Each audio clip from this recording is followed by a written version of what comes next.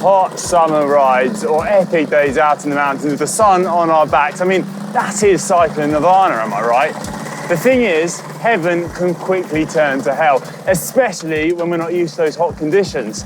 So in this video, I'm going to share with you all some tips on how to adapt to riding in the heat, so you don't end up sweating like a turkey at Christmas.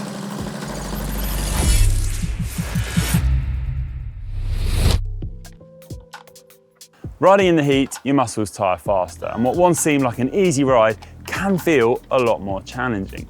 But your body does make physiological adaptations over time, somewhere between 10 to 14 days, to reduce that stress and make those rides feel a lot easier. It's getting easier now. Some of these changes include a reduction in heart rate and an increase in blood plasma volume, which helps your body store more heat without raising core body temperature.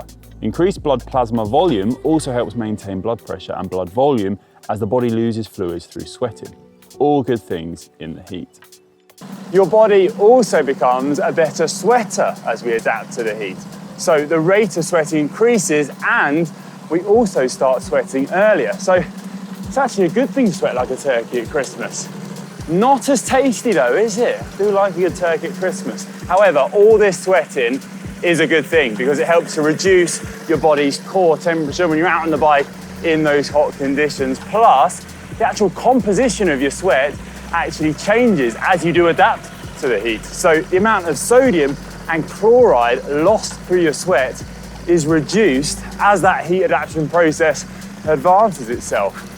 How do we help to improve our adaptation to the heat? Well, here are a few tips. First up, have a bath. A really, really hot one to be precise, making sure the temperature is at 40 degrees Celsius. Fully immerse yourself for 10 minutes to begin with. Make sure to keep sipping on fluids and do not overdo it to begin with. 40 degrees Celsius doesn't sound much, but first time in and you'll feel it afterwards. Do this every day and gradually increase the time you spend in the bath over a period of 2 to 3 weeks, building up to 30 minutes in one session in total. This is a great way of starting that heat adaptation process early, before the hot weather arrives or before you head abroad to hotter climates. It's brilliant. It's something you can get started on right away, even if it's raining outside. Riding the static trainer is another brilliant way to adapt to the heat when you're possibly in a colder country and you can't access any rides in the heat until you move to your destination. Something I really employed myself actually when I was racing. So what I do, I try and do 3 key sessions during the week on a static trainer, preferably in a hot room without the fan on. Try and do kind of a maximum of an hour where I was really sweating, really doing some quite intense efforts. I would recommend making sure you drink during these sessions because the fatigue and the heat can really hit you and take its toll quite quickly. So when we're sipping on a hypertonic solution as you're doing these, this is a brilliant one. Isocarb 2-to-1, 1 scoop in a 500ml bottle, and that's perfect to keep you hydrated because these sessions take their toll, and if you get it wrong, you can get off them and have quite a big headache, feel really dehydrated and a bit dizzy actually. So do be careful when you're attempting these, but they are brilliant for getting ready for some beautiful rides in warm conditions.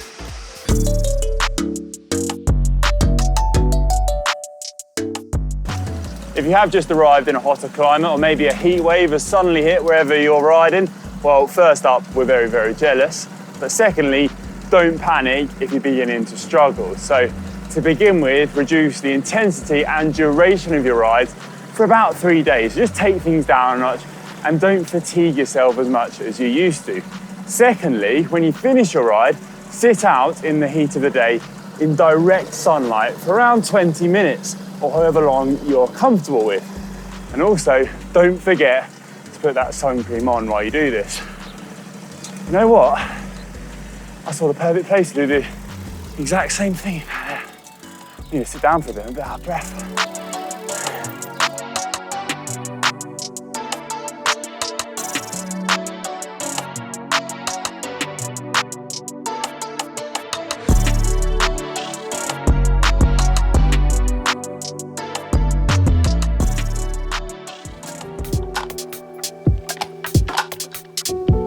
You could also begin your ride early, avoiding the heat of the day and starting off in nice cool conditions, but making sure that you finish your rides, that the last 30 to 60 minutes is in those hot conditions. This way you get a nice enjoyable ride in cool conditions, but you also get a bit of heat adaptation when you finish off in that hot weather. Admittedly, this tip isn't for you night owls, but it does work. So you want to gradually start your rides later and later, spending longer and longer in that heat of the day and gradually tempting yourself into that heat and getting used to it. So in the end, once you do adapt to the heat, you'll feel like you're riding in Barbados. Hula, ba-da-ba-da-ba-samba, do-da. Okay, so those were a few tips to help you ride in the heat a little bit easier, but let us know in the comment section below, where are you in the world to get such hot conditions? And what's the hottest ride you've ever been on? Interested to hear that one. I think mine is Argentina, 43 degrees Celsius. Also, don't forget, I did just give you a piece of advice, which is basically sunbathing, so you can thank me for that one later. Remember to wear your sun cream though. Thanks for watching, everyone.